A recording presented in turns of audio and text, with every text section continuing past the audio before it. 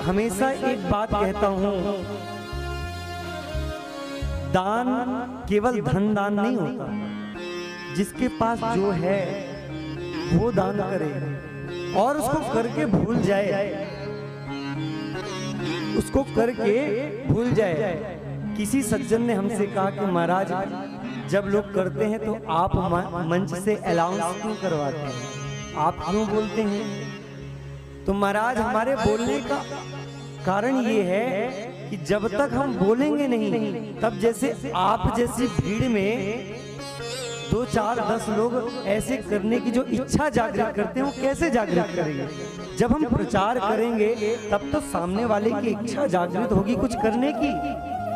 जब सामने प्रचार ही नहीं करेंगे, जब बताया ही नहीं जाएगा तो कैसे पता चलेगा? ये संस्था के द्वारा जो दान किया जाता है, जिसके पास धन है वो धन दान करे, जिसके पास धन नहीं है ना वो तन से सेवा करके और पुण्य लाभ अर्जित करे। जिसके पास शरीर भी अस्वस्थ है, जिसके पास विद्या है, तो अपने गांव ग्रामीण में ही एक ऐसा इंस्टीट्यूट चलाए, छोटा सा ऐसा एक व्यवस्था बनाए जिसमें गांव के छोटे छोटे बालकों को फ्री में शिक्षा दी जाए, फ्री में शिक्षा दी जाए। जिसके पास खेती है, अन्न है, तो ऐसे गरीब घरों में अन्न पहुंचाई।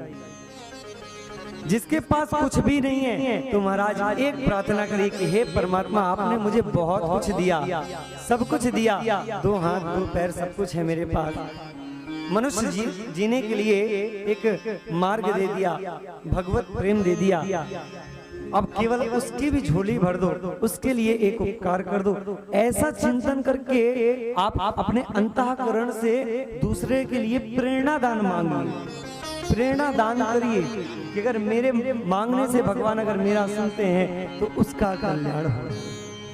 इस प्रकार से सबका कल्याण करिए ताकि लोग जो है आपस में दान की एक प्रक्रिया प्रारंभ कर सके, जो कि आगे आने वाले समय पर हमारे सनातन धर्म को बढ़ावा मिल सके। अच्छा, हमारी जो संस्था है ना, उसमें एक बहुत छोटी राशि से, बहुत छोटी राशि से, छोटी राशि से एकदम स्टार्ट किया गया है। कैसे? बड़े ध्यान से सुनिएगा क्योंकि बार बार मैं नहीं बताने वाला।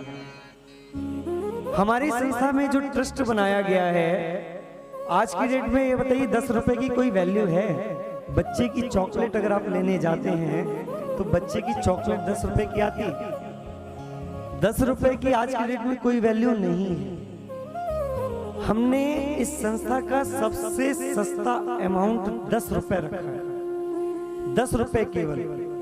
एक घर से 10 रुपए की एक नोट एक गुल्लक पे जाए, साल में जितने दिन वो डाल सके डाले, जितना भी हो सके। किसी से कोई जबरदस्ती नहीं है, ना जुड़ने के लिए जबरदस्ती है। जिसको लगता है कि नहीं मुझे धर्म के कार्य में आगे आना चाहिए, वो जुड़ सकता है।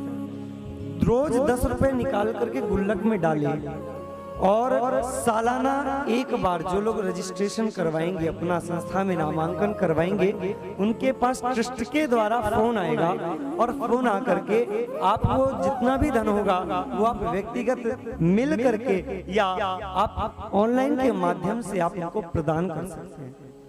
साल में आपका गया पर डे का 10 रुपए, 10 रुपए साल में कितना गया? केवल 3600 रुपए।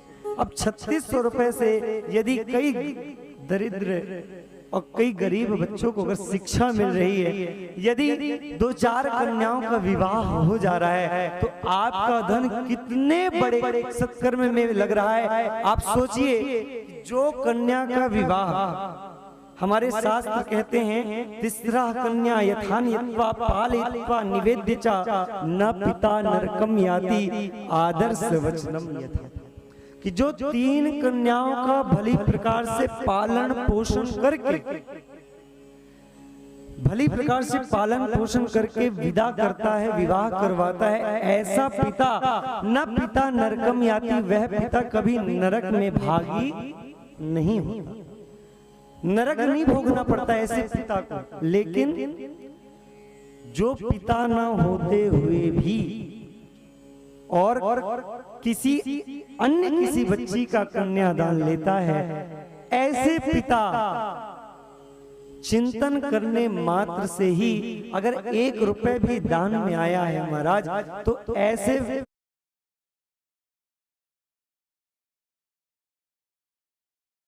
जो माता पिता हैं जिन्होंने 1 रुपए का भी सहयोग दिया है, तो ऐसे माता पिताओं को भगवान के श्री चरणों में तुरंत स्थान प्राप्त हो जाता है, उनकी सद्गति हो जाती है। और इसके बाद शास्त्र ये भी कहते हैं, यदि आप जानते नहीं हैं बच्ची को, जाने अनजाने में किसी भी माध्यम से यदि किसी कन्या के विवाह में, कन्यादान में अगर थोड़ा सा भी आप सहयोग करते हैं, तो ऐसे व्यक्तियों को चिंतन तो करना ही नहीं चाहिए। भगवान स्वयं इस पृथ्वी लोक पर आते हैं और अपना हाथ देते हैं कि आओ भक्त वत्सल, मैं तुम्हें लेकर के वैकुंठ में चलता हूं।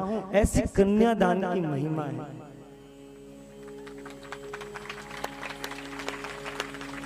और हम इसी कन्यादान को और शिक्षा व्यवस्था को लेकर के आज इस संस्था को आगे बढ़ा रहे हैं। वैसे तो नित्य प्रतिदिन हमारी सोच जो है आगे बढ़ती है, यदि सज्जनों का सहयोग मिलेगा और आगे आप लोगों का सहयोग मिलेगा, तो इस संस्था को उस लेवल तक पहुंचाने का प्रयास है कि इसमें कई कन्याओं का और कई निर्धन बेटों का, निर्धन बेटियों की शिक्षा की व्यवस्था